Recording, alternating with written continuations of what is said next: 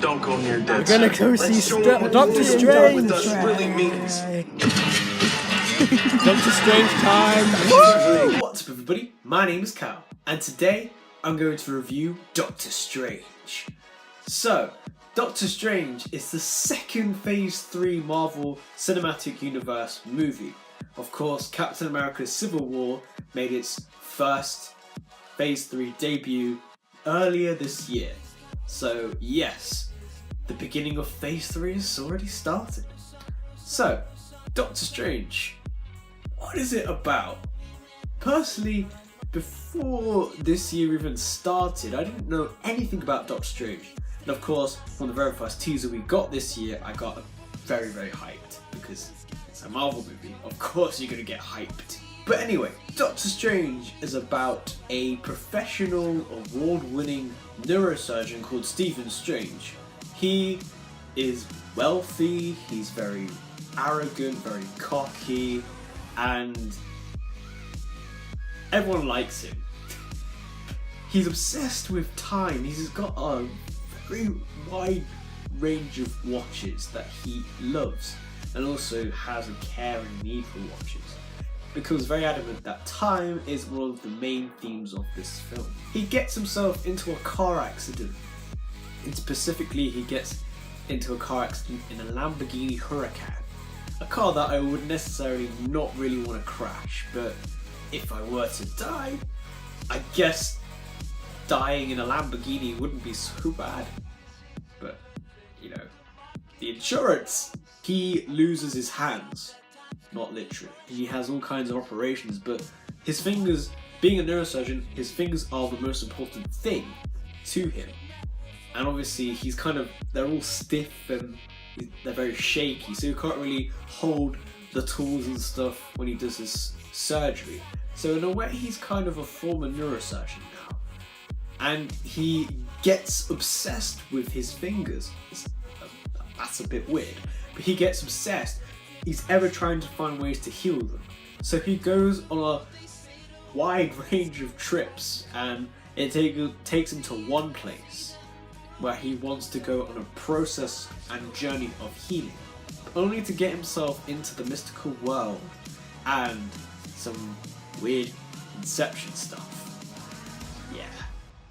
And also, of course, there is challenge, and he has to deal with some bad guys, particularly Kaecilius, should I say, and the big bad Dormammu.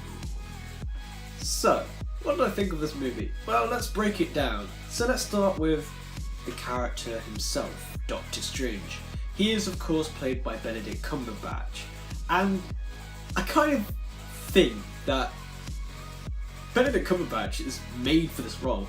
He plays the character so well. It's as if before they were going to make this into an actual live action paced movie, that they just thought, you know what, Benedict Cumberbatch is going to be Doctor Strange, there's no denying it.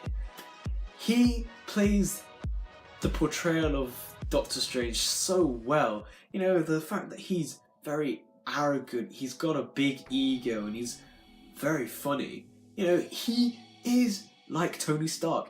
It's as if Benedict Cumberbatch got some points from Robert Downey Jr. of how to be Tony Stark, but in his own unique way, and I love that. When I got into this movie and I started watching it, I just felt at home.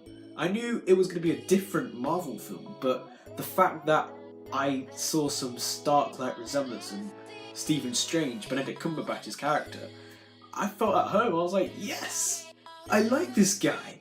He's cool. Now, the Ancient One is essentially Doctor Strange's mentor in this film. You know, we've seen mentors before in other Marvel movies, you know, Iron Man, Captain America, the First Avenger. They give the superheroes some prospect, they build him up, and obviously they have to die. And, well, I'm pretty sure a lot of you have seen it by now, but yeah, that kind of does happen in Doctor Strange.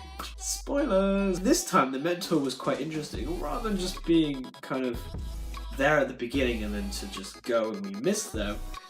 This mentor had like a twist at the end, a quite dark twist. They still remain mysterious to me and very intriguing. Another character we should talk about is Wong. Wong is something else. Just when I saw his serious face, I was like, yes, this guy. This guy is gonna make this movie pretty epic. Just, especially when he started listening to Beyonce. I mean, come on. Come on. But Wong was the character that connected Doctor Strange to the rest of the MCU. He is the reference guy. The fact that he spoke about the Avengers, who protect the world from physical dangers, well, they protect them from more mystical threats, and of course, the big one, the Infinity Stones. He mentions them, so obviously Doctor Strange is definitely a part of the MCU, of course. And the fact that he mentioned the Infinity Stones really did hype up the movie. Dormammu, KAAYALL, the big baddies of the film. KAAYALL was probably the main antagonist of the film, and obviously being an origin movie, the superhero obviously gets challenged, and KAAYALL was the challenge. He obviously is similar to Stephen Strange in the sense that he too had pain initially, or some kind of loss, and then he got these mystical powers and he trained himself, but only to abuse this power and use it for his own needs. And this is obviously where KAAYALL comes in. He just wants destruction and pain, like most antagonists do. So it was kind of normal in that sense. But moving on to Dormammu, ooh, he is something else as well, like Wong, except he's not listening to Beyonce. He is a big baddie of the MCU. I think he's the future big baddie when we finish with Thanos, of course. He did have presence. I mean, apparently he does not look comic book accurate. So if he does become the future MCU baddie, hopefully they've changed his character or the way he looks, which would be a good thing actually. I know what he looks like comic book representation wise, so hopefully they go to that route like they've done so far with other Marvel characters. But Dormammu was an interesting one and a new sort of flavour of villain in a way. Powerful, tough, and you could say scary. But yeah, Dormammu was not a bad effort. And the fact that he had a whole introduction in one movie compared to Thanos, who's been spawned in so many other films. In terms of action, of course, it's a Marvel movie. It's not going to be shy of action. So the cinematography, very well done in this film, as per usual. The fact that it was different in the way it showed you the different dimensions, the zooms, the fast shots, all well done. The visual effects and CGI were beautiful actually. I liked it when the Ancient One made Stephen Strange go through all those dimensions and portals and you just saw all the colours pop. It just went really well. And I liked the Dark Dimension as well, very interesting visually. It looked good in 3D, which I wish I kind of saw it in. But nonetheless, it was good. And obviously the fighting was well choreographed and it was different, being more mystical using magic, especially the cloak of levitation, which made me laugh quite a bit in the movie. Seeing that helping Stephen Strange and how it picked him was brilliant. And finally, of course, we have to talk about the Time Stone, because that made its debut in Doctor Strange, especially inside the Eye of Agamotto necklace that Stephen Strange wears to stop the Hong Kong Sanctorum being destroyed and reversing all the damage that was created by KAAYALL and his troops. So we finally have seen 5 Infinity Stones so far: the Space Stone, the Time Stone, the Reality Stone, the Power Stone, and of course now the Time Stone. So now we're waiting for the Soul Stone, number 6, the last one, which I think will appear in Thor Ragnarok. Maybe Heimdall will possess it, as a lot of people will say. You know, apparently in his chest piece he has the Soul Stone, and the fact that his eyes are orange like the stone itself kind of makes it obvious that he could have it. And the other theory was Hela, who is the antagonist of Thor Ragnarok, the goddess of death. Maybe she has the Soul Stone, of course, because he controls who lives and who dies. But again, there are other theories, so comment below your Soul Stone theories. I liked how the Time Stone was used, you know, how Doctor Strange reversed and recycled the apple, how he made it decay and then it was not decayed. It was quite good, and also obviously the reversing of the Sanctorum being destroyed was pretty cool and unique. And also when he made Dormammu go into a time loop, which is really funny. Dormammu, I've come to bargain.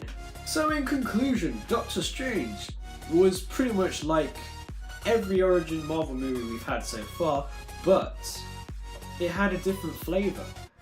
Yes, origin stories are going to be the same, but Doctor Strange kept it different with all the mystical stuff and the magical abilities that we saw in the film. It was a new step up to the MCU, and I actually enjoyed that. I went into the film expecting something different, and it was different, but it was good. I'd give it a good solid 9 out of 10. Comment below if you've seen Doctor Strange and what you thought about it. What did you think was good? What did you think was bad? I didn't really think there was much bad about the film. Maybe some of the humour was a bit flat, but apart from that, it was good. I liked it. Comment below your favourite characters, what you thought of the antagonists, and are you excited to see more Infinity Stones? I'm definitely hyped up now for Infinity War. I was initially, but the fact that we saw the Time Stone just made me more excited. Like and subscribe, guys, and I'll see you guys soon. Bye!